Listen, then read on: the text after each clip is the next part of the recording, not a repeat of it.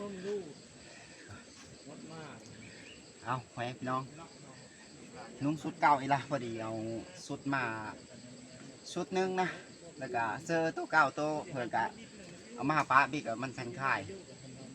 นุ่งไปหาอยู่หากินเท่าบนดงตลอดมาซักตาไว้ยางไผ่ตลอดเมนคอนไผ่เอาก่อนอื่นกะกลับไปค่ายสบายดีกะสวัสดีพ่อแม่พี่น้องทุกคนอีกคือเก่านะวันนี้กะอยู่ที่ป่าเป็น EP ที่4ทุกคนเลยแล้วเฮาไปเอามุงมาแล้วก็สิได้พากันโคดแบบนี้โคกับบันเทิงกับสิได้เมื่อเลยนะคำกับพอดีมุงไปส่งซอกป่ายทุกคนเลยส่งซอกป่ายแล้วพอดีโคซีนโคไฮก็พากันกินข้าวกินน้ำพากันเมื่อได้หมูมาแล้วก็พบผ่านกองเพื่อนทางหันส่วนเพื่อนมานั่หมูเพื่อนสิมาหรือบ่ทำบ่มากก็สิโคซีนเพื่อแล้วก็พากันแบ่งซีนเพื่อนนั่นละอ่ะได้ผ่านต้นมาแล้วนะผ่านเกตนี่มักวิธีคอยได้กินของสดเนาะรักทุกเนี่ยเพื่อนนะได้กินชิ้นเยอะนะจีนอยู่เฮิร์นถ้ากินเยอะสบายเคยถึงเจ้าหามาคอยเด้อเพื่อนเพื่อนนี่โทรศัพท์แปลงยังบ่ได้ทุกคนเลยลายมือละดีโทรศัพท์เพ่หมูกะ39ปีนี้มีแต่ซ้ำนี้เนาะตัวปลาทองไม่เอาตัวใหญ่เห็นบอลรอบก่อนเขาเอาปลาทองเลือกจัดตัวใหญ่มา3 คนรอบนั้นเองใส่จัดอันนี้รถหามจนดีแพ้โคแถวแท้รถนี่ปลาทองมันก็หยาบปลาทองตีนมันก็ใหญ่เติบทุกคนเลยนี่ขนาดห้อยน้อยๆนึงก็ยังอันบางใหญ่นึงอะเนาะห้อยใหญ่แห้งเต็กเลย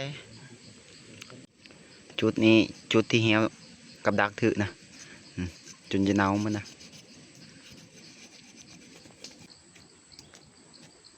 บ่มตัวนี้เซฟมีแต่ก้อนนี่หมดเลยเชฟไปจีโดยเฉพาะว่าจะพูดเนาะบ่งเดียวนะบ้องแล้วก็มีได้บ้องมีพูดบ้างเนาะ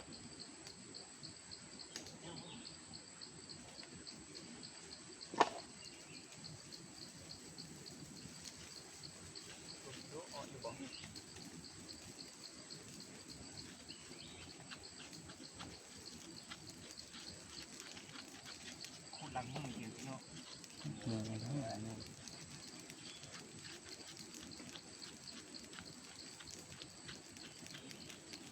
เขามาใช่นี่รถเขากินดีรถสูบมันรถก็แก่รูดมันเราต้องกี่ตัวมันอยู่บนเพื่อเราจะนอนริบๆโลดควันลงจมแล้วเนาะ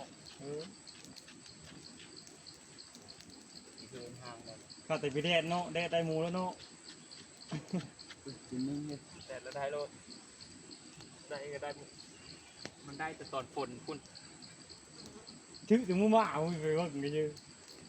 แล้วฝนเนาะเยอะเข้าตาแล้ว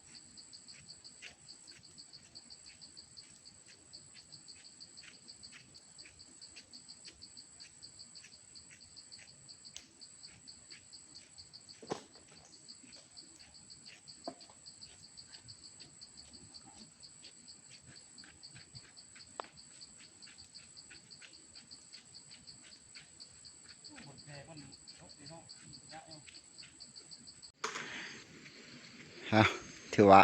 ต้มง่ายนึงทุกคนจีแล้วกะเดี๋ยวสิพากันโคก่อนโคเห็ดให้มันเรียบร้อยก่อนขดน้ำแล้วพอเห็ดเดี๋ยวละ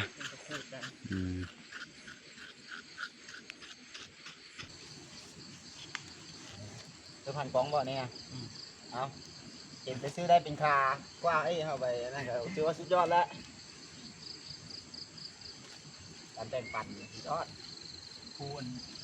ปาดกับปาดกูจะดึงกินจิ้มข้าวดิเฮ้ยเป็นหามมันแล้วสินะเฮ้ยนั่นแหละ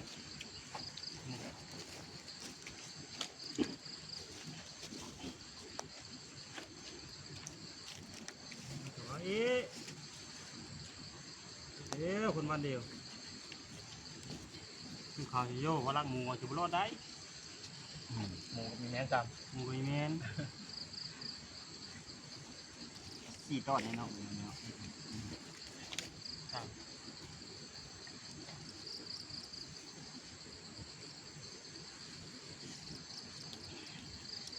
ป้ามืดแล้วเนาะทำละ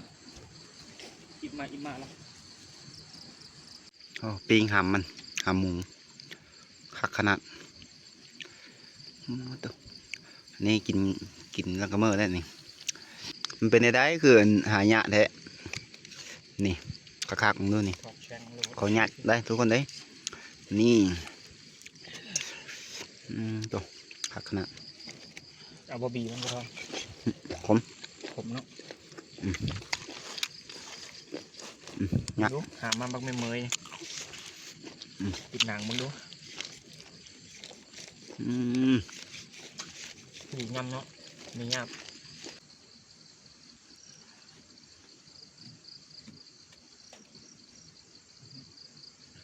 ที่มันสั่นละ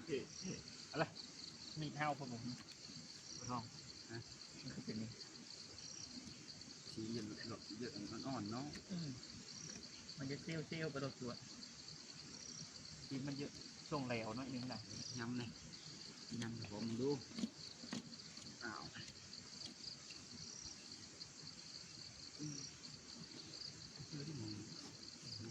สั่นเลยเนาะ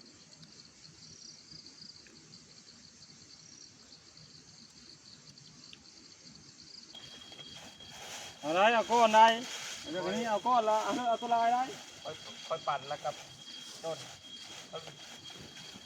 เอาไงชี้ไปตัวเลยเอาแกให้สบายนี่เอาตัวเลยนี่แกนี่ละเดี๋ยวเอาแบบไงเอาแกครับเอาแกเอาเครื่องเอา ทำยาวหมอต้นแล้วเอาก่อนเอาผ่านง่าย โน่หาเอ็นไม่จ้ะโอกาสเครื่องสองพูดได้ดีเด็ก โอ้คนพูดทานเพื่อนนั่น ต ไง รงข้างดูสังเกตว่าดูกีการเนาะ ดูด้วยตาเนี่ยคนยามมาลำโบอยู่แล้วคนนี้นะคนนี้มาได้สังเกต รอบก่อนนั้นสังเกตได้3 ถุงรอบนี้ค่อยได้3 ถุง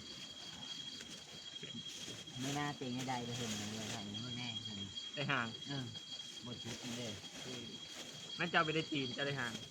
ตรงไส้ ตีลูกน้ำมันสองอัน ตีนอยู่ไฟพุ่น คือจะกินแล้วเลยดีเฮา ตีนมันจะขาดละ นั่นเอาตีนมาแล้วบิดาไปเลย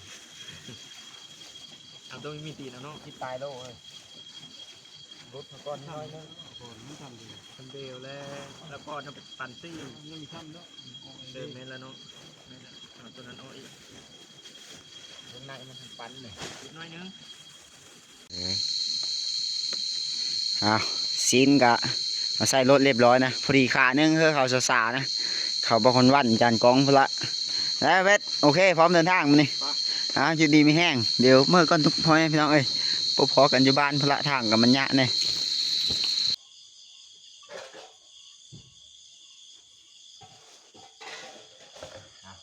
มาบ้านพี่น้องเอ้ย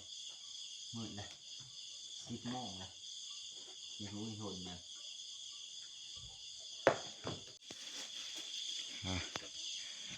ตัดภาพมาตอนในฮอดบ้านแล้วพี่น้อยมาตลอดตายมาฮอด10 โมง10 ปลายนาทีนะถือว่าดึกเครื่องในมันก็จนหนาวบูดมาแล้วอย่างสีนี่ก็มีแต่เสียงเฮาตู้ไว้นะมันดึกแล้วบืนเสาจะจังโคเอาแผนกพอโคนะเกิดการต่อกันนะไม่เลิกเลยบ่แยกซีนบ่ไว้ชมเสาเนาะมันนี่มีติเข้มดีบ่เมื่อกี้นี้พอเห็ดแม่เห็ดเข้มทุกคนเลยถ้าไอ้เคยเป็นแยกซีนละมีเตาก็ปั่นคนเตียวไก่เนี่ยไอ้น้องก็เห็ดชมนะเดี๋ยวหาอาบน้ำปักก้อนกันให้พี่น้องอื่นเสาพอกันหน่อยบรรยากาศตอนเช้าอยู่บ้านมื้อนี้ว่าโตน้ำหมอกอายน้ำหมอกนะฝนตกหลายมือเลยตื่นมาเมื่อเช้าเป็นแต่น้ำหมอกเต็มไปหมดเลยเส้นทางเปื้อนๆทุกคนในช่วงนี้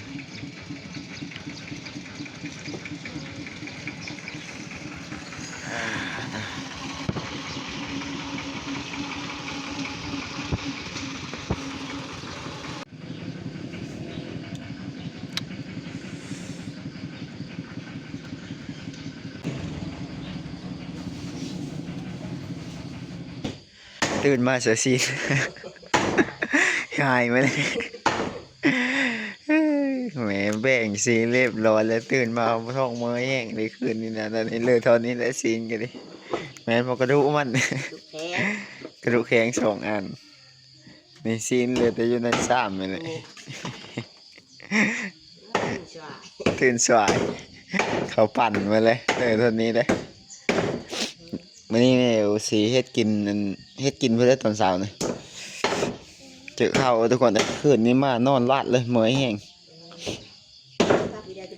อันทุกคนเน้นเสื้อผ้าไว้พักเสื้อผ้ามันขานี่เลยกระดูกมันพอเพิ่นพักเห็ดส้มนะที่เหลือนั้นแหละทุกคนเลยในเดียวนึงพอดีอันนางซินดี้หากระตื่น8 โมงละถ้าเราไปห้องเฮน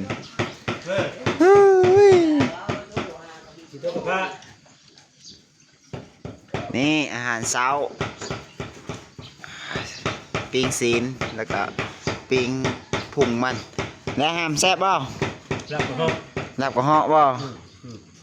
ได้เรื่องทุกคนเลยกินข้าวเช้านี่ปิ้งซีนนี่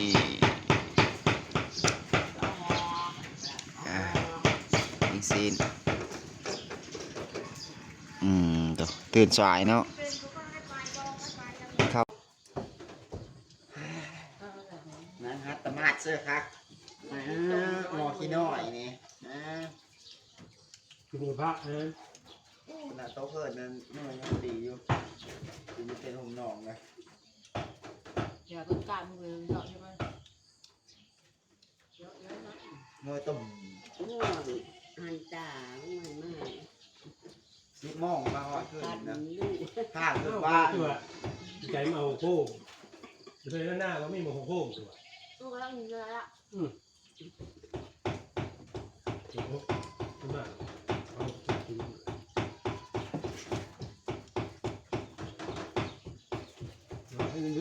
ได้เลยครับพยายามให้เขามาเขาบอก11 โมงแล้วนะสอบถามมา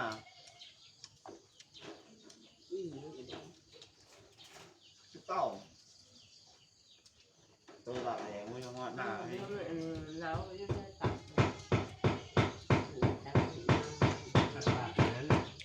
เมื่อทำป้าเขาพักแม่พักยังไม่น่าเจอทำไมจะตายแล้วมั้งเนี่ย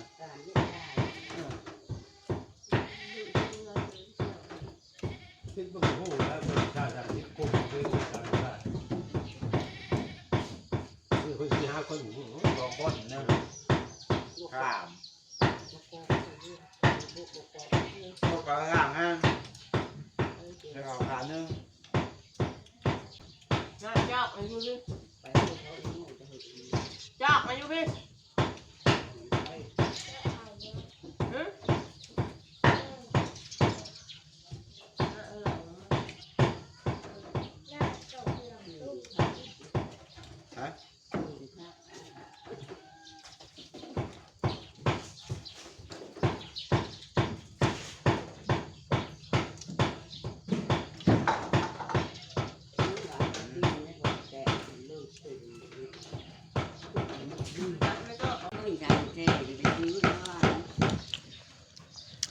มันก็ได้กินซีนมีมันจ้ำแจ้วเลยทุกคนเลย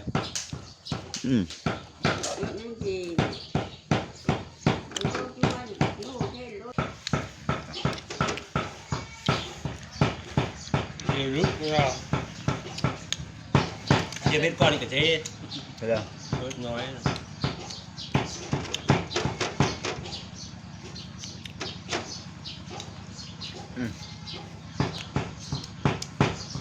เมื่อนี่ทุกคนตื่นนี่นะมาจนกินข้าวเลยนอนเลยมาหอด10 โมงไปพอดีหมูเตอร์ที่คอยจัดไปนะผลทำมันยักษ์ตีนจังเด็ดเลยไปเมื่อเช้าไปเรียนนนห้อยคนมันแห้งนะ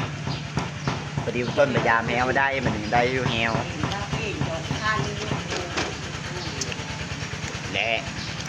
เพิ่งซีนเพื่อมาฮอดบ้านก็ตื่นมาเขาปั่นยังเหลือน้อยเดียวทุกคนนักกระดูกมันเจอค่า ก้อนก้อนครับ มาพอเพิ่นเฮ็ดส้มแน่ประมาณชิ้นสันละเพิ่นซอยมาได้หลายเติบนะเอ้าเดี๋ยวนี้สิได้กินข้าวเลยพักผ่อนเลยทุกคนได้ก็สิไปหาเฮ็ดเวยงานต่อเอ้าคลิปวิดีโอนี้ก็สิได้ปิดไว้สำนี้เลยขอบใจหลายสำหรับการติดตามรับชมคลิปหน้าพบกันใหม่